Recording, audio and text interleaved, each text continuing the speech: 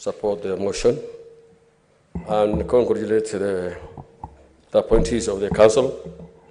Mr. Speaker, as you are aware, climate change has now become a big disaster, especially in Africa. But the polluters, the people who have industrialized, the America and Europe and all those places where there's a lot of industrialization, it's causing a lot of havoc. And actually, what we now need to do is actually to impress on these people that they must pay for the pollutions that they're now doing. The people who are suffering in Africa must be compensated for the consequences of the industrialized countries. Mr. Speaker, this country called Kenya is a beautiful country once upon a time, but today it has been a land of contrast. The country does used to have, beautiful environment. It used to have a lot of forest, but unfortunately of late, it's now been turned to desert. As a result of deforestation taking place, a lot of settlement, the population has increased. Instead of settling, where the settlements are, everybody starting new settlements, cutting trees, deforestation is happening. I think it's a high time that we need to control also. As a result of the population expansion, we need also to control, and we need to start what we call, if you go in Europe and other places, you will see the farmlands, and you will see where the towns are. There's actually these differences. There are places that you are not allowed to settle. But however, in Kenya today, everybody settles where he wants or where she wants. And I think that should be discouraged. The big land for farming, the big land for food production is actually being divided into small units that is actually unproductive almost. Therefore, it's a high time that we need to control and come up with a policy that controls the land use issues. Where you have forest, it should be a forest. Where we have a grazing land, it should be a grazing land. Where we have a farm, it is a farmland. Where we have people to settle, it should be different actually.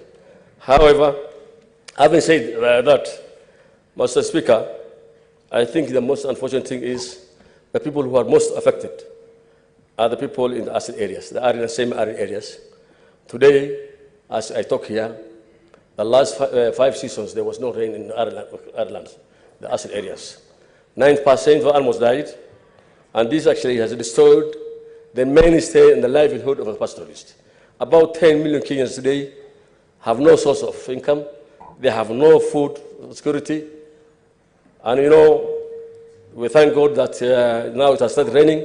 But however, those animals are all died. And those people today don't know where they will get source of income and source of food. It's a high time that I think the government has a plan in the program of restocking the animals, because that land can only be used for livestock keeping. One other thing is actually it's a high time that we need to change our lifestyle. We need to produce food now. The land, 7% of this country is marginal land. And food production can still be used under irrigation.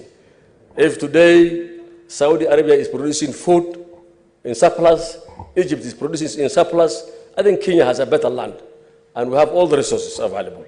But however, our priorities are upside down. We cannot be relying on only Rift Valley and big part of the country to produce food for us. It's a high time that we need to change our policies, that we need to produce food everywhere, so that this country can be food secure.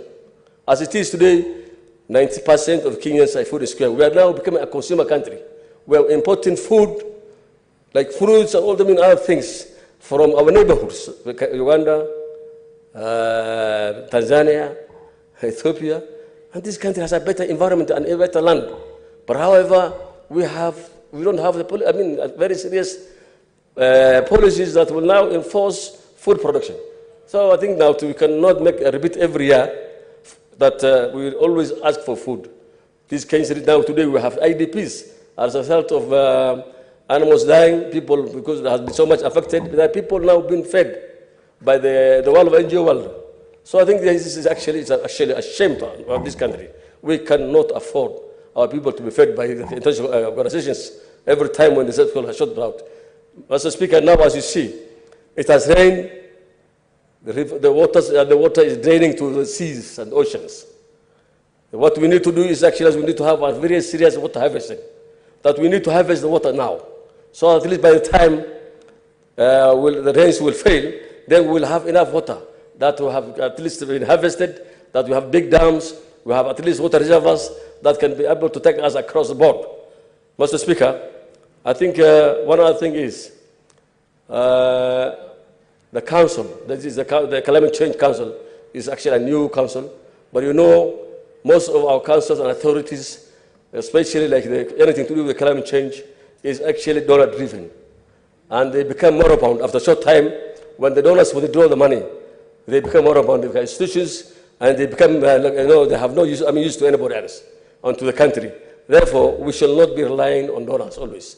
If the council actually should be fully funded, so that at least they can have impact on in the future and now and in the future. So that we, institutions like, NDMA is, a very important institution that is actually able to help us in drought management, but it's actually poorly funded. So with the same council now we form, tomorrow we'll not be getting enough funds. Then we have, it's going to be useless forming those kind of councils, and so that those kinds of institutions.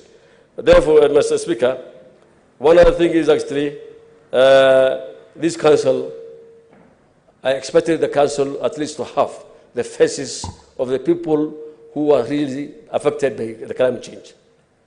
The pastoralists who have really been affected should have been part of this council, so that at least they'll be able to help the people, and because they know, they understand the situation on the climate change effect. Well, therefore, I hope next time when these kind of appointments are taking place, I'll be able to His Excellency the President and whoever is concerned to at least consider those people who have been, at least, everybody has a specialization. People have been specialized in different places of food production. I therefore say that forming the council is one thing, and functionality and, making difference is another thing. If you are aware, this country, the second president, His Excellency the late Moi, actually has done a wonderful job during his tenure.